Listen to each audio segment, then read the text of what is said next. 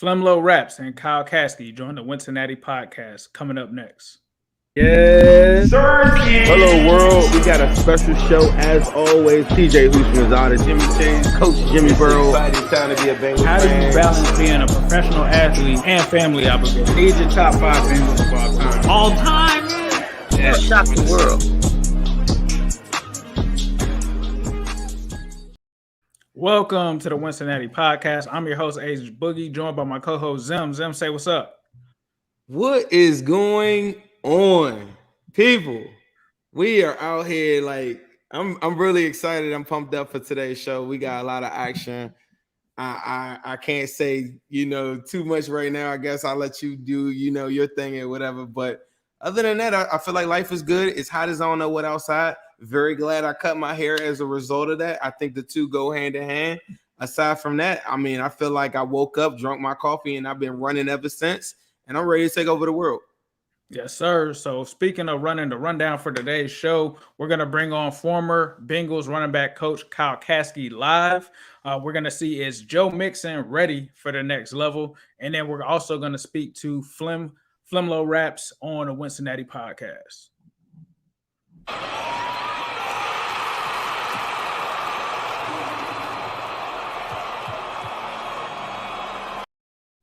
All right, we're bringing in the content creator, the man himself, the legend, Bengals fan, FlemLo Raps. What's up, bro? Man, what's good, bro? I'm happy to be here, bro. What's the deal? I'm happy as well. I remember the last time we did this. This was a minute ago. Both of y'all still had your hair. Now the hair is gone. That's how long it's been since then, which you guys recently got a cut. But I remember tweeting that out, and I was like, bro, this is just a moment in Bengals culture. So definitely glad to have you back on. And definitely ready to talk about Bengals for sure. Zim, what you want to talk about, bro? Man, you talked about the hair. Flem, I do want to talk to you because before you came on, people was like, Flem just cut his hair too. And I was like, what? I don't know if that's a sign from the universe or whatever. Why did you cut your hair? Bro, first off, it's definitely some type of a sign, right? Because I cut my hair and like, this was maybe 2-3 days ago. I click on Wincinnati. Let me see what's going on. I see Zim, but you had the hat on. I was like, he got the ponytail, the sun going. And then I seen like you lift. I was like, bro, what the like that is crazy to me because we cut our hair at the exact same time almost. So yeah, I do think it's some type of a sign like the new day type of energy. Like, you know what I'm saying? Kind of starting it over from the roots, running that thing back. But I cut my hair, bro, for a bunch of different reasons, dog. Like, for one, it's just I wanted to start it over. And kind of I know how to take care of it a little bit better now. So that was one of the reasons. And then another reason is, I just had the high top joints. And I was like, well, look, I'm gonna grow my size back out. 2-3 weeks. I was like, nah, bro. I can't do that. I got the bush underneath I say I'm just gonna go ahead, I'm gonna chop it, I'm gonna start over from scratch, and then I'm gonna run it all the way back through. So that's like the physical reason I did it, but then also like from what like the spiritual, like the mentality side of it. A lot of people don't know this, but when I quit my job and I first started YouTube, like that day, I cut my hair in a mohawk, never cut it again. So them same locks been with me this entire time. And I just kind of felt like, okay, it's time for me to kind of reset, start over, and like go from here. So I went ahead, chopped them, started it over. And you know what I'm saying? Yeah, here we go. You know what I'm saying? Zim, why did you cut your hair? I'm gonna have to grow mine out now. I'm gonna have to grow. Y'all went short. I gotta grow mine out now. But Zim, why did you cut your hair? I feel like Flem, like for one, I want to commend him on not going hat early on in the early stages. Like you gotta be bro. I came fresh out the chop into a video right. And act like it didn't happen. Hey, bro. All right, so I woke up. I don't really have like an elaborate thing. I do remember a couple years ago, somebody asked me, "Are you gonna cut your hair or when you know?" And I told him, I said, "I'll know." I woke up on a Saturday and I took my son somewhere. I did something, and I said, "I'm gonna just cut it." And at first, I went to the same barber I take my son to or whatever, and they thought I was playing. I'm like, "Nah, for real. Like, let's cut this joint." I ain't tell my wife. I ain't tell nobody. Cut it. And as it was getting cut off and everything like that, it just feels so like, I don't know if it was like a sign from God or whatever. I don't know. Yeah. It just feels so relieving. All the energies of all that other stuff anything that happened to me, like anybody that smoked around me, all the food that's been cooked, all this stuff that this hair is taking in. It's like, it was just like, and from that moment, bro, I felt like lighter. My shoulders, like my hair was long. People probably like that never seen me in person, probably never realized it gets wet and it gets real heavy, all these different things. I like my hair, but I got to the point where I didn't love it. So yeah, that energy thing is real, bro. I ain't necessarily buy all the way into it before, but like I cut mine at the crib, like with some scissors. So I was looking in the mirror. I was scared. And I'm like, damn, like what is, you know what I'm saying? I really was feeling like some type of energy. And once I chopped it off, people was like, bro, you tripping, but I just felt so much better. Like I felt amazing, you know what I'm saying? And I'm ready to run the process back though. I'm ready to run the process back, but like I need. But see, that's the thing. I like mine so much, bro. I don't even want to. Yep. Yeah. Straight up. Yeah. Straight up. Like this is like it'd take a long time before I decide to grow my hair again, bro. Yeah. But let's talk to the people. What have you been up to lately? I watched a couple of your joints lately. Talk to them about the latest videos that you have out there. Like what's going on in your world? Man, I just been working, bro. Like if you watch the channel over the years, I think I've been doing these. I've been on YouTube for about 6-7 years. I've been doing the What Happened To style for probably about 4-5 years. And I just keep trying to get better at it, bro. Like I keep trying to tweak little things and find different ways to hold the audience's attention, find new stories and new kind of ways to tap into it. I'm making sure my background music is on point. Like that's leading. I picked the song before I picked the video. I'm like, this the beat right here, this little jazz beat. Yeah, I'm going off of it. So I'm just vibing, bro. I'm having a great time just creating content. Like I'm looking forward to it again. You know what I'm saying? I had lost that for a little while, but now I'm back on it. I'm not really feeling no pressure. I ain't really tripping off no views. Like I'm just making what I think is dope. Trying to make good content and trying to feed the audience something that, like, not no fast food. Like I'm baking in little Easter eggs, and I got a lot of little stuff that I don't know if people catch or not. Like every now and then somebody might come in on like one of the little things I kind of snuck in there, and like that just feel good because I feel like you can go back and you'll be able to watch these 10 years from now and still pick up something. You know what I'm saying? And still get that feeling. So that's really what it's about, bro. Just trying to convey like an emotion, like a good emotion. When people click on my videos, they know they're gonna leave feeling a little bit better than when they came. You know what I'm saying? Ace, isn't that the dopest thing? When that Chris Henry joint popped up on my line, I was like, oh, click, automatic. I'm in here. The Cedric Benson joint was like that for me. As soon as I saw the Cedric Benson joint, the Antonio Brown joint too. Yeah. But I was gonna say, Ace, doesn't it feel good though to hear somebody like Flem is speaking so like facts in that regard? Isn't that a great feeling though when you don't have the pressure of creating something? Like when we kind of make some of our videos, or like you don't have like the pressure of doing it or whatever on that particular day, and you're just doing what you love. Yeah. Oh, for sure. Because like when I was starting out, Flem gave me a lot of game, but it was a lot of stuff that I had to try to put out for like views, even Bengals related stuff. Yeah. And like when you get into a position where you just like, forget it, I'm gonna just put out great content. Like that's the best position to be in because it doesn't really feel like work. And like he said, you feel excited to put the joint out and stuff like that. So it's a part of the game. Like what you got to learn how to do, and y'all have figured this out. But I'm just putting it in words. Is like finding the things that people are kind of clicking on, but then finding like, okay, what's the real message in this that I want to convey? You feel what I'm saying? So not necessarily chasing every single story, but I might see like a big story and be like, well, really though, the point of this is over here and everybody missing it. I'm gonna go make a 30-minute video and I'm gonna drive that point home, or I'm gonna pull that out of it. You know what I'm saying? And so that's kind of how I approach it. Facts. We got Coach Kyle Caskey in the back. He's a FlemLo fan himself. He said, "Damn, I gotta follow this." I saw that. Flem, what you think? Because Kyle is he was there when Mixon. We're gonna talk about Mixon a little bit, I hope. But he was there when Mixon was drafted. What do you think about Mixon this upcoming year? Talk to us about the Bengals a little bit. Man, just the Bengals overall, bro. I was telling y'all, man, I'm so excited for this season because for so many different reasons. So I might ramble a little bit, but for one, I just like that the stage is set. Like, Bengals fan, we've been wanting respect. We want people to understand like how cold our roster actually is. And we made our run last year. We come to the offseason, what they say, Oh, it was a fluke. Okay, well, get what? Now we got 5 primetime games. We got superstar quarterbacks, superstars. We got superstar. We got eyeballs, people paying attention. So this is that year. Like for me, being a Bengals fan for so many years, I just feel like this that year where we finally get the respect we actually deserve. Like I really think we're finna take the league by storm, bro. Like I'm excited for it. I'm excited to see how everything pan out. As far as Mix, best offensive line he had since he been in the league, easily. And then the passing game obviously is gonna open up. It's gonna open up for Mix. Like you're gonna have to really pick your poison with us. And we saw it a little bit last year. Like the first time we played the Raiders, they played a little bit more than 2 high. So okay, cool. We'll hand it off 30 times. That's fine. You know what I'm saying? But this year, instead of him having to grind out as many yards, he gonna get more runs where he not getting touched for like in the backfield. He ain't got to break 3 tackles just to get 4 yards. You know what I'm saying? So yeah, I think Mix is gonna have a big year. I'm wondering still, and I ask this every year, are we gonna use him more in the pass game?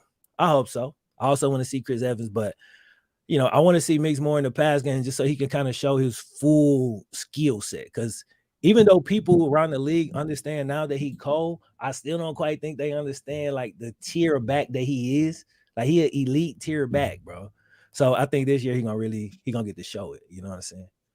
Yeah, Mixon is definitely going to be crazy this year. I just think, like, obviously we talked about the Madden ratings and stuff like that. I love that is fueling the Bengals this offseason because that kind of, like, a lot of people don't realize that stuff fueled them last season with us going to the Super Bowl. We weren't supposed to be there. Yep. When the Bills and Chiefs played, that was the Super Bowl. Like, they've been dealing with this for a while, bro, for a while. So I can't wait to see, like, Uno next season, like the Migo, everybody like just coming together full force. It's about like people don't realize how crazy it's about to be. Like they think that last year was like our peak as an offense. And I'm like, bro, if you really watch the games, the offense was super inconsistent. Like, I don't know what you was watching. Super inconsistent. They didn't watch. And like I was talking to a friend of mine, and he was like, he was congratulating me about the Bengals playoff run. And he was like, man, because I know going into every one of them games, you would probably I was like, bro, we was confident going into them games. I was like, bro, we were going into that Raiders game, bro. We knew we could beat the Raiders because we already beat the Raiders. Like, you know what I'm saying? Like, and that's no disrespect to the Raiders. The Raiders are a good team. But I knew we could beat the Raiders. Then we had the Titans coming up. I'm like, bro, we built to stop the run. Like, people wasn't really looking, the Bengals is, you know what I'm saying? I know y'all had the thing, they was calling us a finesse team in the space. Yeah, you peeped that. AFC North. You ain't never seen Nick Chubb? Like, what y'all talking about? You never seen Najee and them in the Raven run game? Like, come on, bro. Bro, we was molded in the darkness. We was confident. Then we going to the Chiefs. Oh, the Chiefs we just beat We already beat them. Like the same month. And people were just counting us out. So, like, we was going into every one of them games. And people thought because everybody else was picking against us that we was like shocked that we was winning. Like we expected to win them games. Like we knew damn well if we went in there and we played our game, we had great chances to win all of them. You know what I'm saying? So we really wasn't worried about that. So I think this year is the year that the rest of the league will kind of start looking at the Bengals those same ways and giving us a fair shake when they breaking these games down. Because they looking at these games and there's like, Bengals versus Titans. It's like, but why though? Like, you know what I'm saying? But why do you feel like the one thing we was worried about was their D-line versus our O-line? And that was obviously an issue. But that was it. Like, we was like, we got every other matchup won. You know what I'm saying? And so we was able to pull out the dub, obviously. Even and you talked about that too. Even the Chiefs game, I'm there at Arrowhead, and I'm gonna tell you probably one of the loudest games I've ever been at. Yeah, I'm surrounded in red, even down 21-3. I had this feeling, bro. Like I feel like we had the recipe to do what we had to do, and I just knew that, you know, as great as Patrick Mahomes was, I just knew that everything that they were doing was so temporary because we done weathered so many storms. I don't know if it was Joe's injury. I don't know, you know, like in year one, all the different things that we've been through. I'm like, bro, we've been in worse situations than this. Like, even I was just talking to some people on Twitter about the 49ers game. Like, gave them muffed 2 punts. Gave him 14 points. Like, here you go. And Joe comes back. In Joe's worst game against the Bears, 3 picks. Joe still comes rumbling right back. Here you go. Chargers game, we getting blown out. Joe comes right back and says, here, let's go ahead and let's tie this bad boy up, make some fumbles, the rest of it. Some like all the stuff that we were complaining about throughout the year, as far as like the turnovers. You talked about the inconsistencies and all those things. I'm like, bro, like Joe done learned through all of that stuff. By the time we got to the Raiders game at the end of the year, we were taking care of the football. Like you said, go too high, we're gonna run. Time we get to the Broncos game, you ain't got a quarterback that can outduel us. Let's just go in there and just run, win a couple, get a couple points on the board, get the possession straight. So this upcoming season, I think it's so important that people understand that this Bengals team hasn't had a full all season with Joe Burrow before. The knee braces off. The thing I was telling you backstage is people was telling me that you've been really chilling on your channel lately about the Bengals and stuff, and they want to see you turn up, Flem. That's exactly what they told me when I was on Twitter 2 days ago. They said, bro, you got to get this man to turn up because now is the time that we need all our legends to go ahead and step up. Yeah, now when y'all say turn up, I don't know exactly what you mean. like you gotta be more specific, but like my personality, bro. I'm laid back. You have to catch me more like watching the game. Like when I'm watching the game, it's different. But once I go to sleep and I wake up the next day, I'm cool. I'm just cool FlemLo again. But like I feel it so strong, bro. I try to hold it back, to be honest. I do. I try to turn it down because I get a little too passionate about the Bengals. But guess what though? This year, y'all gonna get to see me watching the games more often. Like we ain't really announced this whole thing yet, so I ain't gonna go into too much detail. But it's gonna be a lot more every week. You'll see some type of Bengals content from me. So I remember that Browns joint. You was like, yeah, it look like all the Brown starters in there though. They trying to act like it's not the Brown starters in there against our third string. yeah, man. So I probably will go a little bit harder, but at the same time, I try to be respectful of everybody. But I think people understand like where I'm at with it, bro. They understand where I'm at with it. And like when I do my like my schedule prediction and all of that, people gonna see where I'm at, bro. Like I'm real confident in this team. Like I'm super confident in this team, and I can see her running off a bunch of wins in a row. And I think I think the media gonna be a little bit shocked because they talking about the whole regression thing, and it's just I understand like okay, where regress, but they're not looking at they're not looking at everything else that go with that. Like this ain't an old team that just had their last hurrah, made it to the Super Bowl and didn't get it done. This ain't that. This is a team that hit their stride early. We still growing. We still getting better. So that whole regression thing is, I think that's BS. Yeah, I'm with you on that because like usually when you see teams regress, like I'll give an example, the Falcons, right? They lost Kyle Shanahan. They lost their offense coordinator. When we lost Hugh, like when you have changes on your coaching staff, that changes things around. We didn't have any of that. We didn't lose any like coaches. We didn't have older players, like you said. Like it's literally like anything that we had a for weakness the last 4 of, years. We got better on. Same staff, just added to it. Like it's crazy. Hey, since we could talk here, this ain't really positive, but I just got to get y'all take on it. I'm curious. Because I'm a little bit nervous about the whole Jesse thing. Mm-hmm. I'm nervous about the Jesse thing, man. I don't really, I really wish we could have got a deal done. And so I'm a little bit nervous as to how this whole thing is going to play out and the kind of the echo effect that it could have.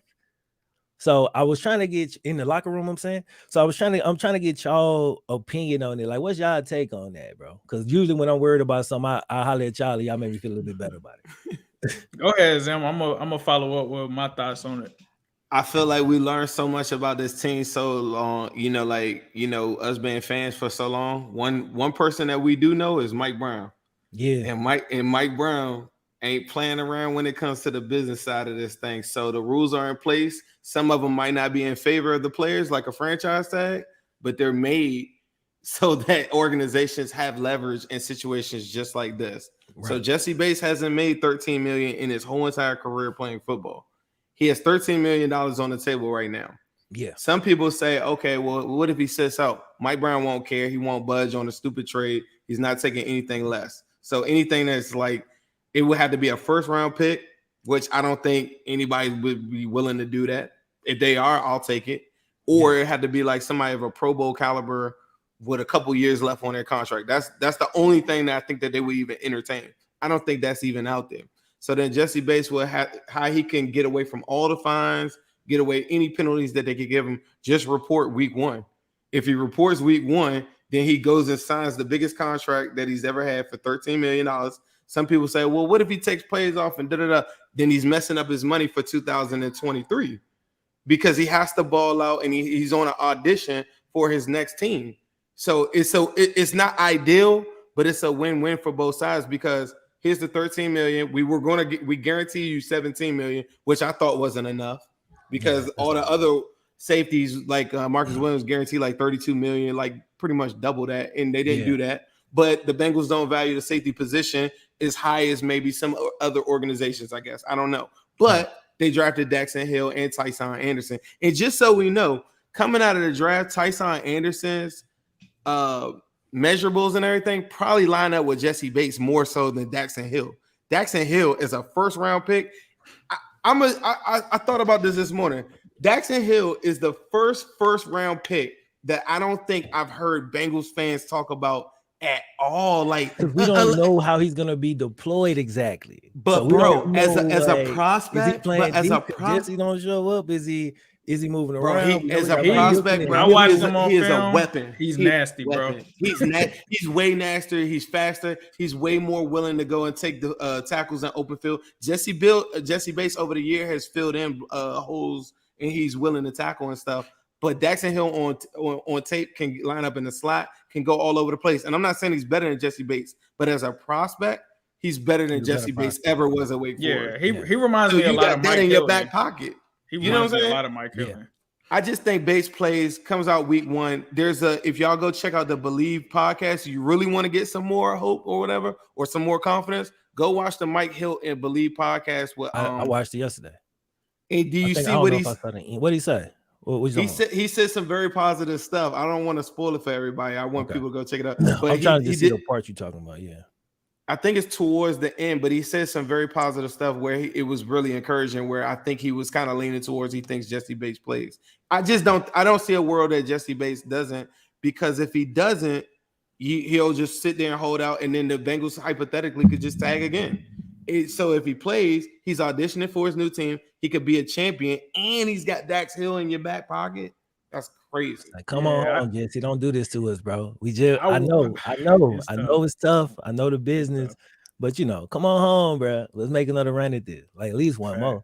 Definitely. I feel like he's definitely gonna make this run with us. I mean, he was just in the Super Bowl last year, and I feel like at the end of the day, he's a football player. He loves the game of football. You got to also remember that his family is in Indiana, so they're in the area. So if he does move away, like they might not all be able to travel to see the games and stuff like that. So they definitely want to see him this year. From the Bengals standpoint, I feel like Zim said, with them taking the 2 safeties and stuff like that, they do have the leverage. But I really feel like it's not that they don't want to give Jesse more guarantee. We just saw what happened with Kyler Murray, what he just got. We just saw what happened to Deshaun and all of that. We know that T has to get paid and stuff like that. So I think from their standpoint, it's like this is the best offer that we can offer you given the circumstances that we're in. And with them being a small town team, I mean, Trey Henderson only got $16 million guaranteed. So like, even if you gave him 17, it was still more than him. And the most that they've ever given for real is like DJ Reader with 20. So like they could have sweetened the pot, but how much? It wasn't going to be like, the other safeties level. It wasn't going to be a Minka level or anything like that. So I understand it, but I definitely don't think they traded him. And I definitely think that he's going to at least suit up for the one last year with us. Do y'all think there's any chance? One last thing on the Jesse Bates thing. Do you think there's any chance that Jesse come through week 1, we ball out, and then midway through the season or something like that, he go ahead and sign that extension? Like, remember the Reggie Nelson joint? Remember the Reggie Nelson? How the Reggie Nelson contract situation played out? It had broke down, and then they came back, and then later he ended up accepting the deal. So like at first it was like they didn't come to a deal, and then later Reggie ended up accepting the deal. This was before the Iloka one. Okay. But once you sign a tag, though, you don't have the opportunity to. Oh, once he signed a tag, he can't go back in until after this year. Until after the season.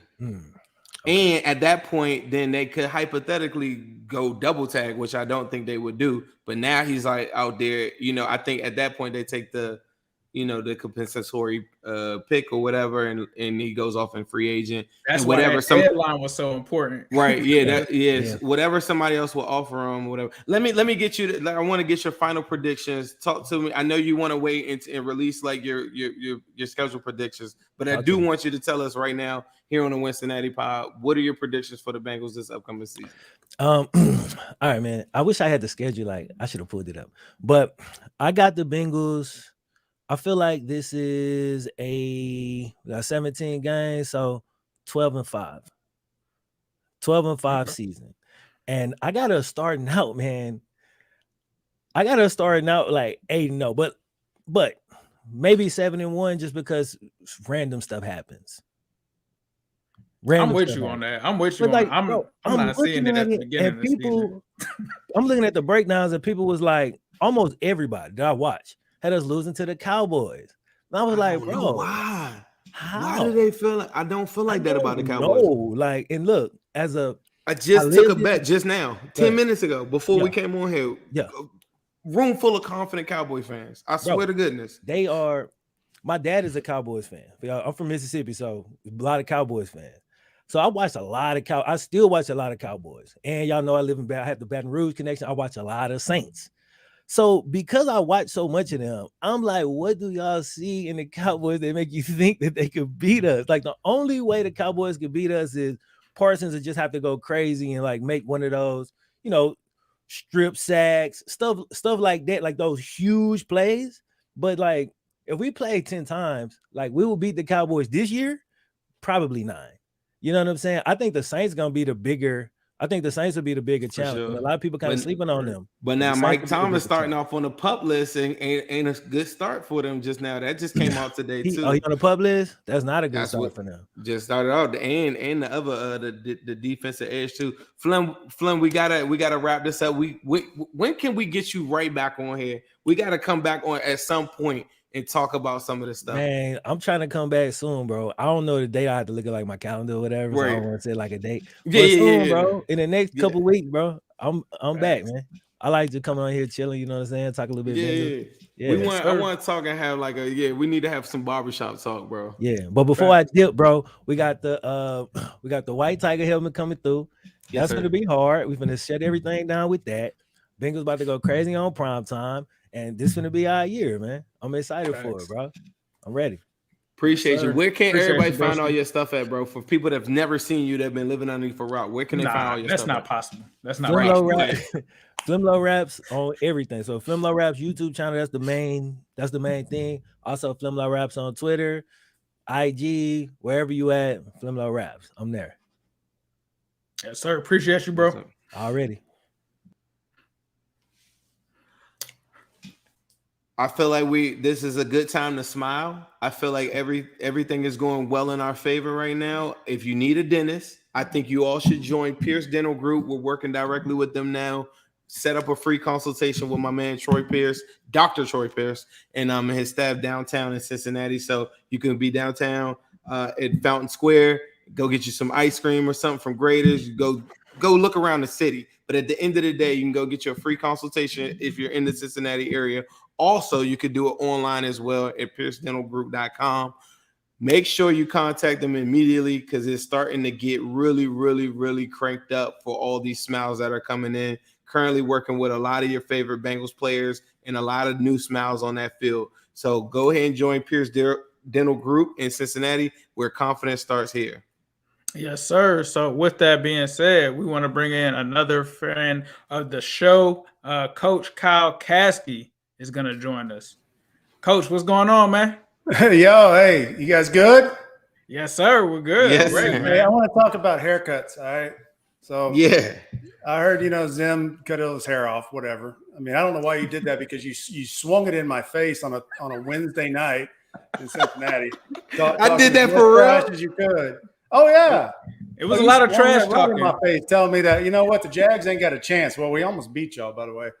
Wait, it was a good game, wasn't it? You said we weren't gonna be ready. You said we weren't ready for what was coming. That was me a couple of days ago. Just say I got a haircut too, so it was just on my lip. That mustache right there had its own zip code, its own personality, its own show, everything. I don't know if that mustache is the same one that came into Paul Brown Stadium and helped block for Joe Mixon at one point. I bet. No doubt. I'll tell you, I've been watching a lot of Narcos lately, so I was figured, grow my mustache out, look like I'm some sort of DEA agent or something right now. For sure, Coach. But what have you been up to, man? Like you said, the last time we saw you Wednesday night, we had a ton of fun.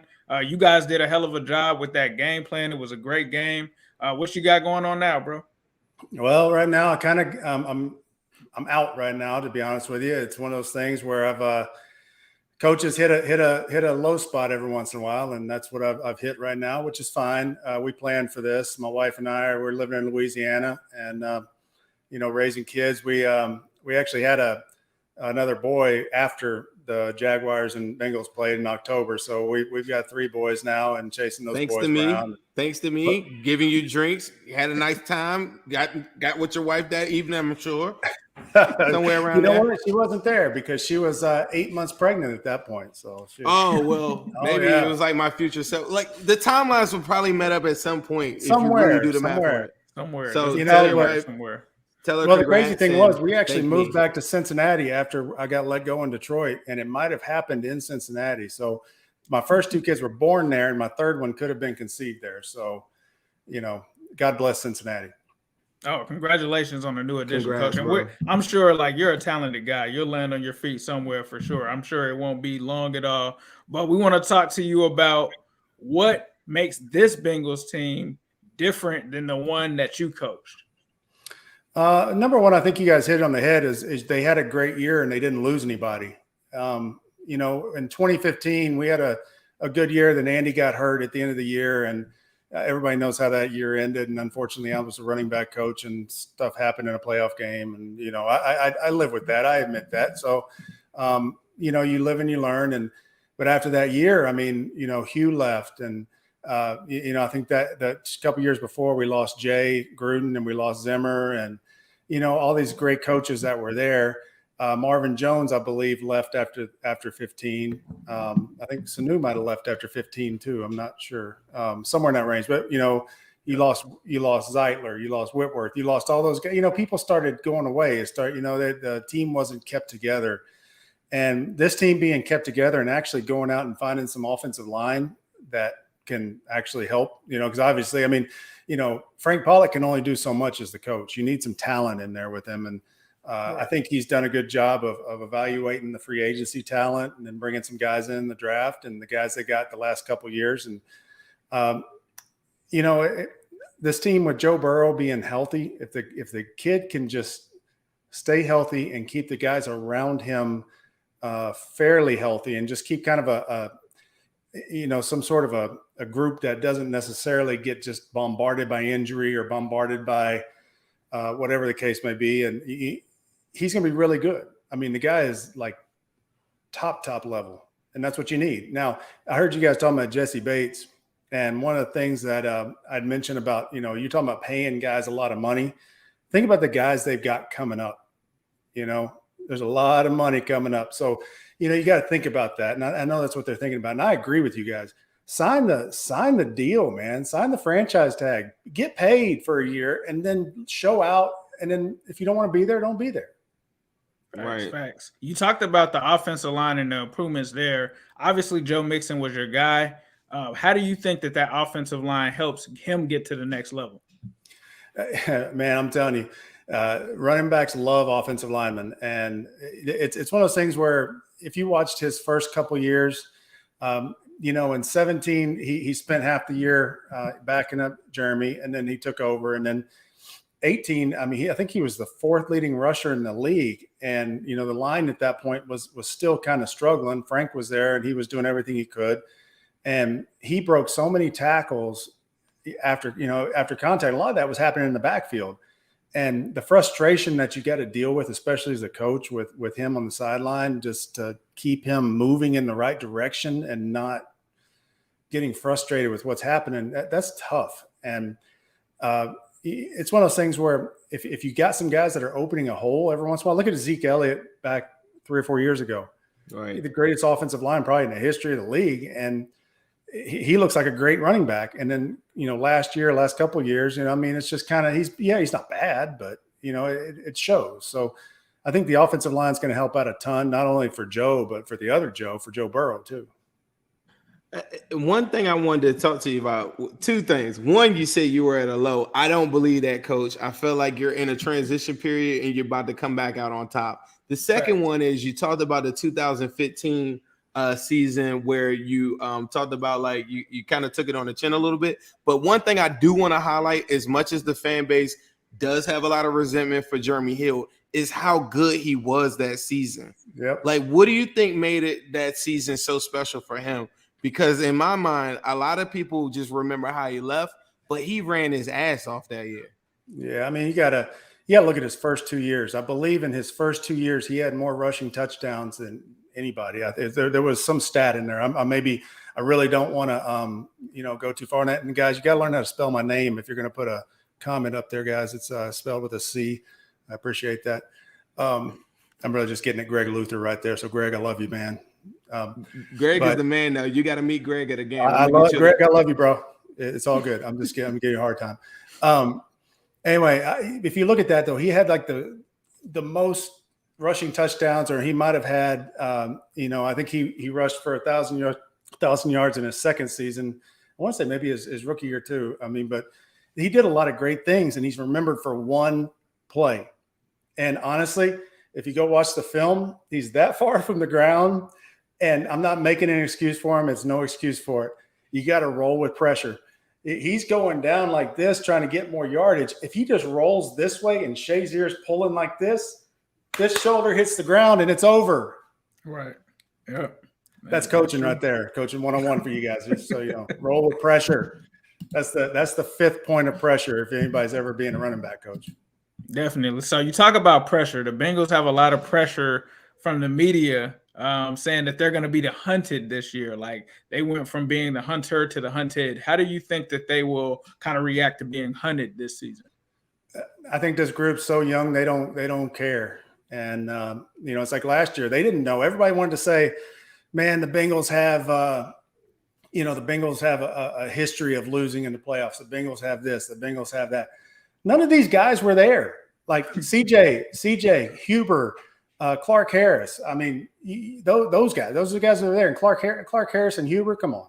Those are like the most mature dudes in the world. They know what's going on. And, CJ was CJ, and, he just loved playing ball. So the rest of these dudes had no clue what was going on. The coaches too. I mean, there's very few coaches that were on any of those teams.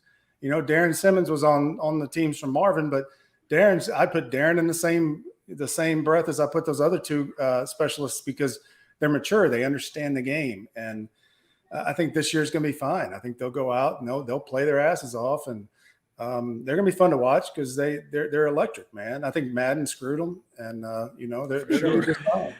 You're not going. So you're upset when you're going to play Madden tonight and you didn't get the ratings that you were looking for, Coach? Well, you know what? I got the last Madden game, and you do.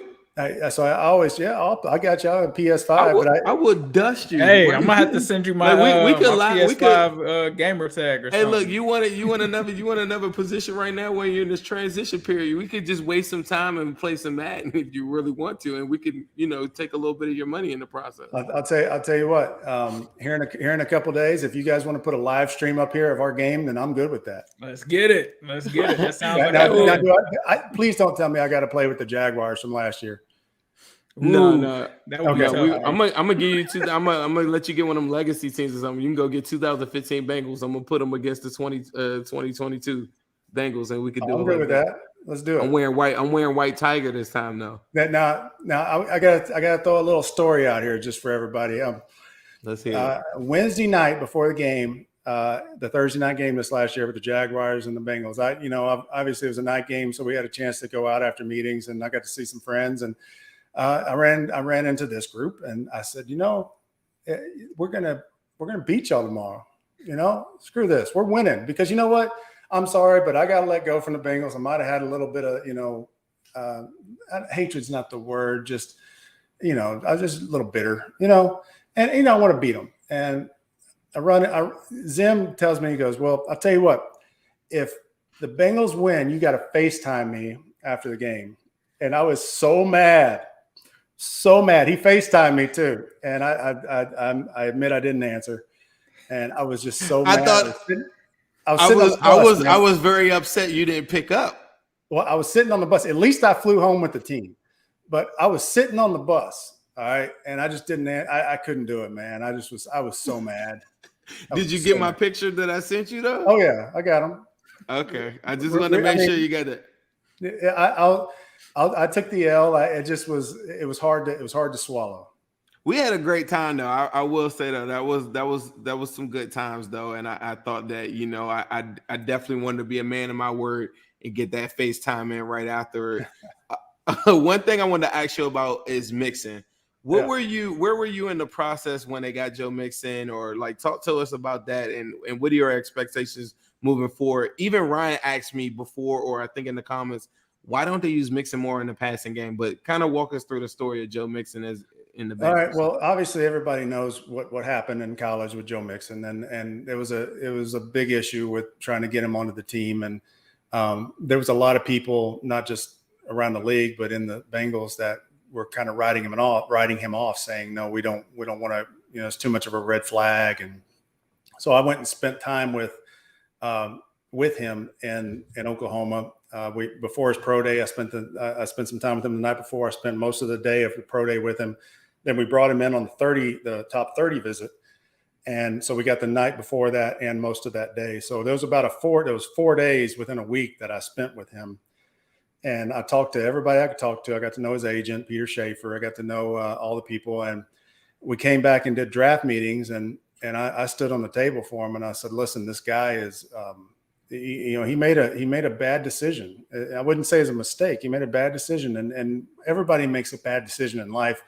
But these days, I'm 43 years old. So when I was in college in 2000, we didn't have cell phones on every person that was videotaping everything. And I mean, I'm not saying I didn't go around, doing what he did, but I mean, you think about the stupid things we do and they get videotaped. Everything gets videotaped now. And, the worst moment of your life gets videotaped. And that's what he was living through. And once I got to know him and I talked to everybody, I need this guy. This guy, he's the best running back in the draft. In my opinion, I had him as the best running back in the draft. You could have, said Dalvin Cook, McCaffrey, whatever, but he was. I looked at him and said, this guy brings more to the table than those guys do, and I think everybody's seeing that.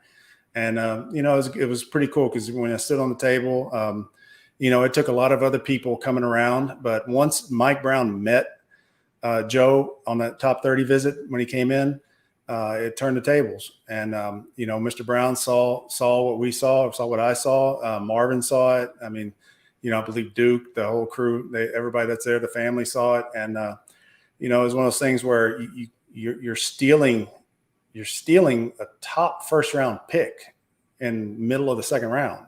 And right. It was an easy decision at that point, at least in my opinion. Now, when we traded down with Minnesota, scared the hell out of me, I ain't gonna lie. But they took Dalvin Cook, and I was like, so I started looking at the teams in between. It was like 8 picks, and I'm like, oh, y'all better not take him. Y'all better not take him. Y'all better not take him. And finally, it came to us. I'm like, all right, we got him. So yeah, you jumped on the table for Dalvin, or well, not against Dalvin Cook that Wednesday night too, because I asked you about Dalvin. I was like, was he in? You were like, no, it wasn't even close for me at all. It was Joe Mixon all the way. But one thing I want to ask you about is some other crazy stuff kind of happened during that time with Urban Meyer. What was that situation like, as a lot of that stuff has come out in the media? Well, I think a lot of people don't know this about me and my situation there is I got hired after the second preseason game. Darrell Bevell, who was the offensive coordinator, was the offensive coordinator in Detroit under Matt Patricia when I was there. And he called and just said, hey, would you want to come in? And I was at LSU at the time. That's why I've Baton Rouge ties, and we're still in Louisiana and all that. So when I left LSU to go to Jacksonville, it was after the second preseason game. It was like full go. So I was like, whatever. A lot of the stuff that had happened. A lot of the stuff was blown out of proportion. I think things could have been handled differently in a lot of people's cases, not just Coach Myers, but I think a lot of things could have been handled differently. And it's one of those situations that just kind of started unraveling. And, when he got let go and Coach Bevel took over as the interim head coach,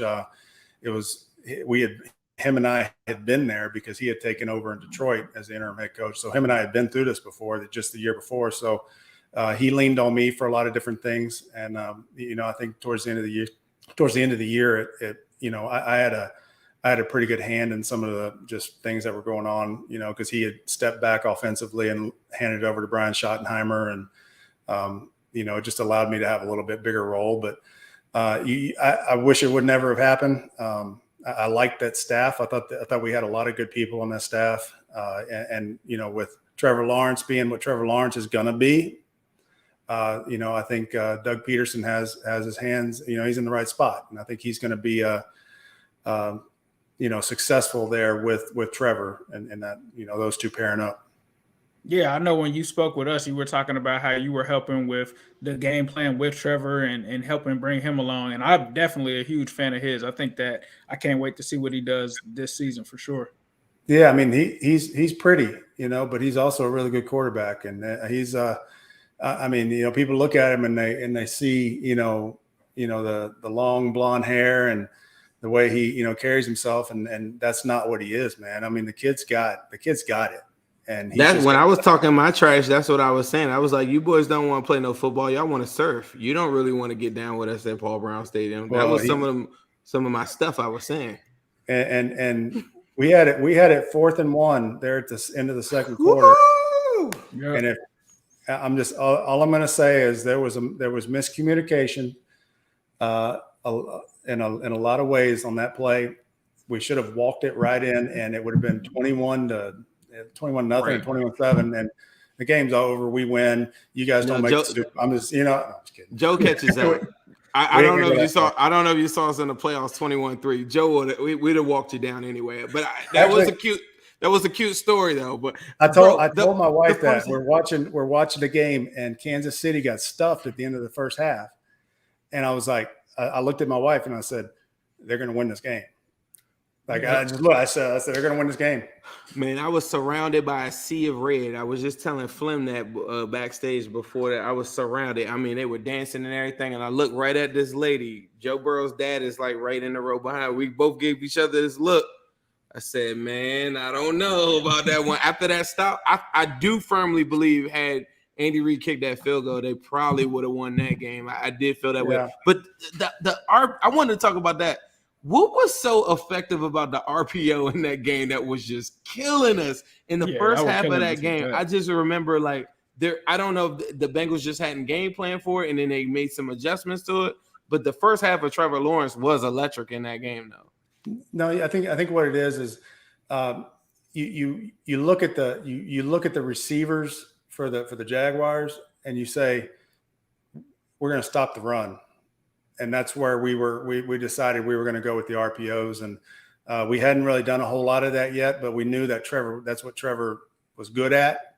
And if you look down the road, like even teams that they've played, the Patrick Mahomes and those teams that had that, they knew that they could do that. You know what I mean? But we hadn't been doing. They looked at our receivers and said, "Oh, well, Jacksonville doesn't have the greatest receivers. We're just going to stop the run. They'll beat it." And then all of a sudden, next thing you know, boom, boom, boom, boom, boom. And I believe it was that game that DJ Chark got hurt. And I think it was on an RPO.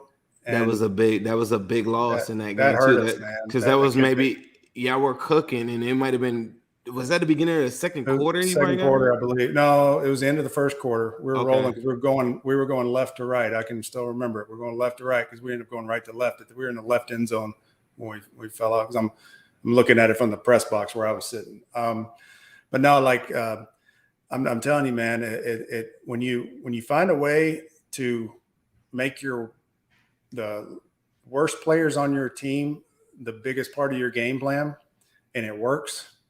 That's one of the greatest feelings as a coach, is because you've kind of screwed the other team, and that's kind of what we did early, and then it got taken away. And second half, we couldn't really get anything going. And I'll tell you what, man, the play that killed us, I believe it was a 4th down, and it was we zero blitzed, the Jaguars zero blitzed, and Joe checked to the little screen out to Uzama, and I'm like, you got. I always wish that the camera, bro. I always wish that the camera would have just panned to you at that moment. I in my mind, because that's the famous Joe. You can't zero me. Have you ever heard that clip? But I have, but I saw him do it. And I'm like, oh no.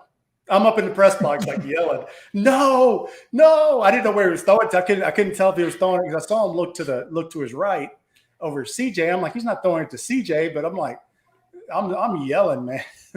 Man, that brought back memories because the moment that's what he's did good that, at, though. That's what Cincinnati has to look forward to. Processing speed. The moment he did that, Ace, I ran around the stadium after that game and I said, we're going to the playoffs. Once he did that, and then I went home and I watched the clip. And he's like, yeah, you can't zero me. I started telling people at my job, like, you can't zero me. I had this new confidence, Kyle. You thought I was talking trash before. I was on fire after that point. Thanks to you. So I appreciate that. Well, I'm glad I could bring it out. I mean, that's what coaching is all about. It's about bringing the best out in everybody around you, Sure. So I'm glad, Zim, I brought the best out in you, man. You slapped me in the face with your hair, but, man, I'll tell you what, after that, it was over. No, man, we had a great night that night, man. I thought that you were dope as hell after that, Kyle. Like, we were talking ball, having a good time for sure. Yes, sir. Yes, so y'all know, I'm still repping Cincy, even though I'm in Louisiana, baby. Woo. Appreciate that. Appreciate that. Yes, sir. When we get you in a natty, we're gonna have to stop by our place, Midwest Barbecue. We're gonna have to get you right. Midwest Best Barbecue in Loveland. We're gonna have to get them right. Let's do it. I'm all for some barbecue now. The very best. If you guys ever get down south, man, I'm telling you, the food down here, you guys look like you're in shape. I guarantee you spend a couple of days, y'all come back looking fluffy. I'm already a little fluffy, but hey, the little fluff over here as well. I could fluff up a little bit more. Ain't nothing to it. Right. I just got to go to the beach one time with my shirt off. Once I get the shirt back on, we can fluff up. Not a problem. Hey, well, Kyle, we appreciate you, man, and we know that you're going to land on your feet, and probably by the time the season starts, we're sure that you'll be on the sideline. So appreciate you for stopping by, man, and always a pleasure speaking football with you. Oh, man, anytime. You guys just let me know. Yes, sir. All right, now we're going to go to our sponsor of the show. We're going to get Kyle right. We're going to get some Uno wings. Let's go to Midwest. Let's Best see his barbecue. dance moves. Let's see Kyle. With them Uno wings. Uno wings, they tell me that them Uno wings will make you do the gritty. Them Uno wings will make you do the gritty. Uno wings, come and get them Uno wings, who they gonna beat them Uno wings, MB's got you with them Uno wings, they tell me that them Uno wings will make you do the gritty. Them Uno wings will make you do the gritty.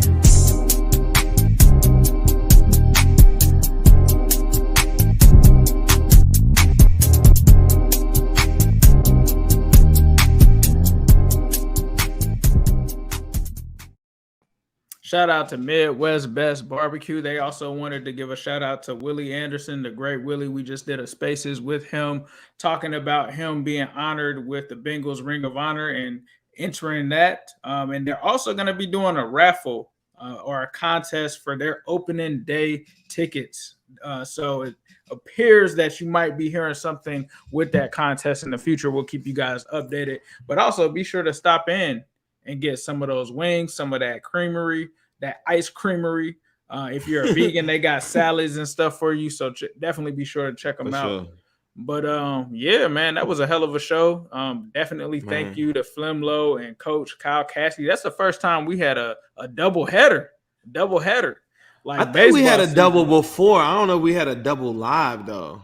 I don't know if we had a double live. Yeah, I think this was the first double live. But you can catch the Wincinnati Podcast Tuesdays and Thursdays right here at 7:30 Eastern Standard Time. Please be sure to hit that subscribe button. Please be sure to drop a comment. Please be sure to watch all of the other shows. We got the Bengal Post Podcast. Sure. They just had Bengal Jim on their episode yesterday. So make sure you tap in with them. We got my man Just Eric with the 513. We got my man Garrett, a.k.a. G Money, with the new Wincy. So please be sure to tap in, and then you can hear us on all of your streaming platforms, whether it's the podcast stores, whether it's Google, anything that you can hear us on, iTunes, all of that. We are on all of those platforms. We appreciate it. Zim, was there anything that you wanted to say before we get out? No, we were saying, we got, the raffle coming up with Midwest, so stay tuned for that. There's also going to be a free Wincinnati shirt giveaway that we're going to do with the Bengals post show coming up. I'm going to announce that, I think, tonight or tomorrow, so please be on the lookout for that. Make sure y'all follow Wincinnati Pod on Twitter. I don't really have anything else. We got some training camp stuff coming up. It's coming. We about to be back next week, so stay tuned. Yeah. It's gonna be live and in action next week. Sure. We had 100 people in here tonight, or over 100 at certain times, whatever. I want to make sure that I just say thank you guys for supporting us. We aim to give you really, really top-notch quality. We got some big interviews lined up, I promise you. I do need you all to hit that like button. Make sure y'all comment after the show as well, please. Yes, we appreciate you, and thank you for listening to the Wincinnati Podcast. Yes. Hello, world. We got a special show as always. TJ Houshmandzadeh, Jimmy Chase, Coach Jimmy Burrow. How do you balance being a professional athlete and family obligation? These are top 5 Bengals of all time. All time? Yeah. Shock the world.